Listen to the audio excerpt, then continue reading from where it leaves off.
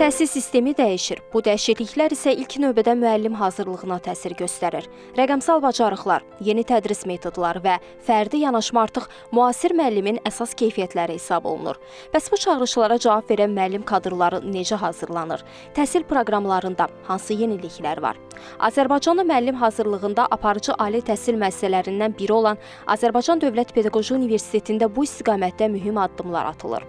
Universitetdə həm bakalavriat, həm də magistratura səviyyəsində proqramların yenilənməsi prosesi davam edir. Universitetimizdə də bundan bağlı işlər aparılmaqdadır. Magistratura səviyyəsində yeni ixtisaslaşmalar hazırlandı.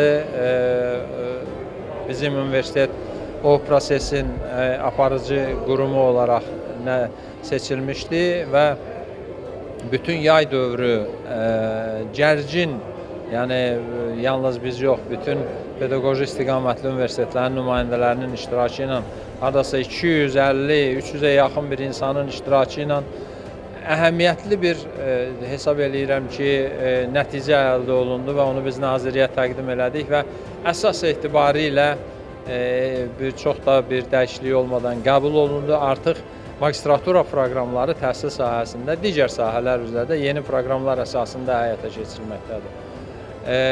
Bakalavr sahəsində də proqramlar 20-ci ildə təsdiq olunub. İndi isə 5 ildən bir bildiyiniz kimi onlar yenilənməlidir və indi isə artıq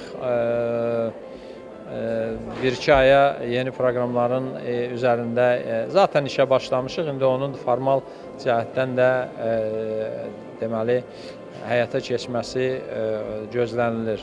Cəfər Cəfərov həmçinin bildirib ki, universitet ABŞ-nin aparıcı ali təhsil ocaqlarından biri olan George Washington Universiteti ilə birgə ikili diplom proqramı çərçivəsində təhsil menecerlərinin hazırlanmasına başlayıb. Pedaqoji Universitet təhsil menecerlərinin hazırlığına Amerikanın aparıcı təhsil müəssisəsi olan George Washington Universiteti ilə birgə ikili diplom proqramı çərçivəsində başlayıb. Artıq xeyli müddətdir ki, bu proqram gedir. Xeyli məzunlar var və o məzunlar bugün təhsil sahəsində aparıcı mövqelərdədirlər.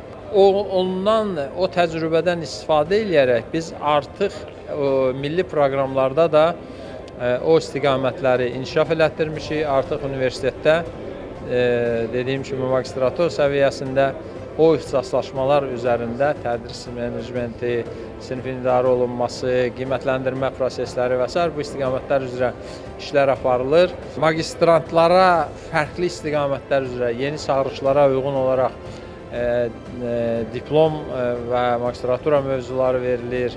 Doktorantura səviyyəsində bu işlərin aparılmasına çalışırıq və güman edirəm ki, bu axtarışlar hansısa formada təhsilimizin ümumi inkişafına dəstək ola biləcək səviyyədə olacaqdır. Beləliklə, həyata keçirilən yeniliklər göstərir ki, müasir dövrün çağırışlarına cavab verən müəllimin hazırlanması artıq strateji istiqamət kimi prioritet təşkil edir.